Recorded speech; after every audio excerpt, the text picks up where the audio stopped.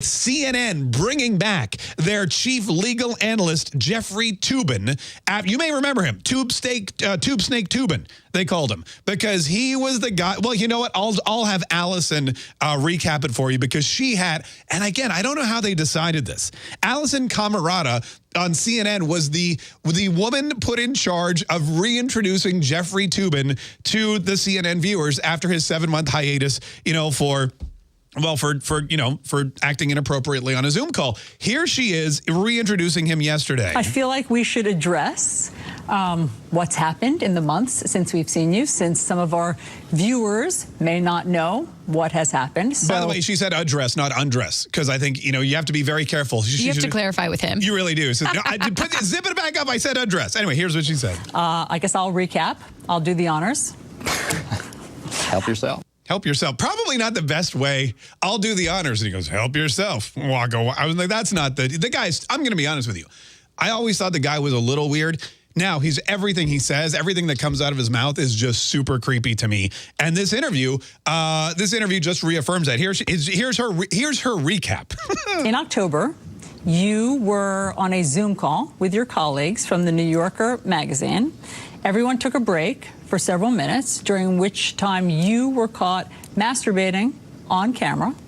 Yeah, on camera, by the way, seems like a very uncomfortable place to do that kind of thing. On a chair, on the bed, maybe, couch. But yeah, he did it. He did it on camera, and that was the beginning of the end for Jeffrey Toobin.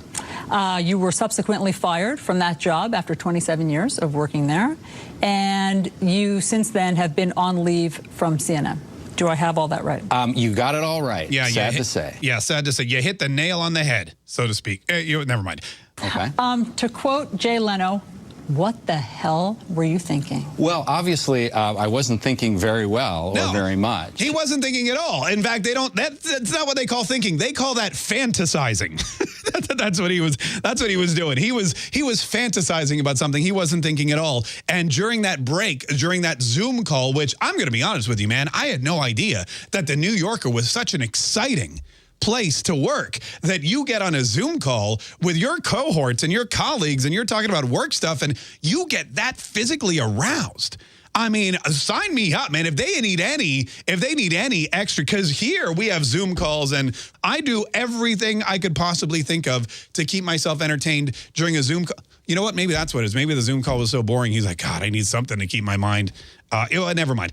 Here's how he explained the situation. And look, it's not really, he wants to point out a defense of what he did, because what he did is indefensible, but here's him, trying to defend it anyway. I didn't think I was on the call. I didn't think other people could see me. Yeah. You thought that you had turned off your camera? Correct. I thought that I had turned off the Zoom call. Okay, so let me just put it, so real simple. He thought that the camera was turned off when he was turned on.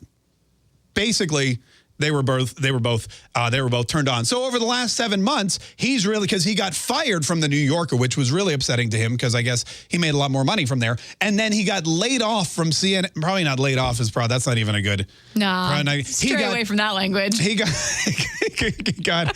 got suspended for 7 months from CNN, and then they brought him back. And here's what he said he's been doing. I have spent the 7 subsequent months, miserable months in my life, I can certainly confess, trying to be a better person. 7 months trying to be a better person. Listen, this guy, first of all, is an attorney by trade. He's a Democrat. This guy worked for the New Yorker. This guy was the chief legal analyst for CNN.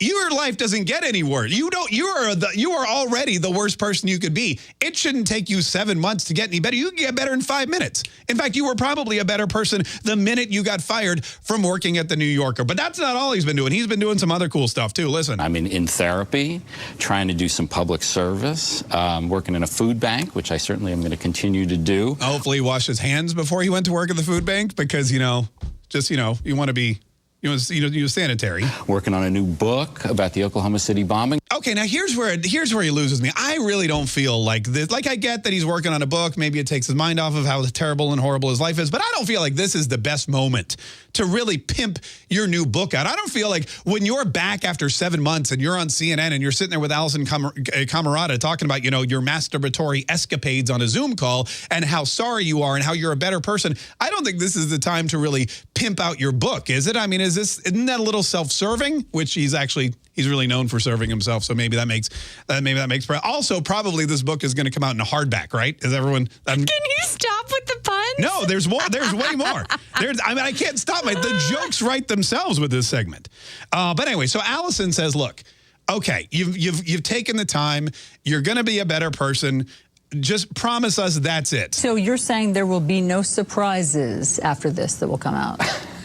Which, by the way, that laugh right there, this whole interview gives me the heebie-jeebies. There's no surprises that are going to come out. It's like watching two middle-aged divorcees flirt with each other over drinks after they met on like Match.com or something. It's really kind of weird. But she asks him, she goes, "Look, you got fired from your job.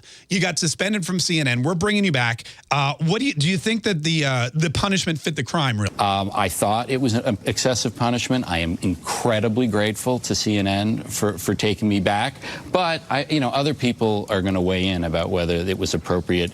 Yeah, so what he's saying basically is he feels that the New Yorker was a little hard on him, but other people think he got off easy. I'm so proud of you. Thank you very much. I'm proud of myself.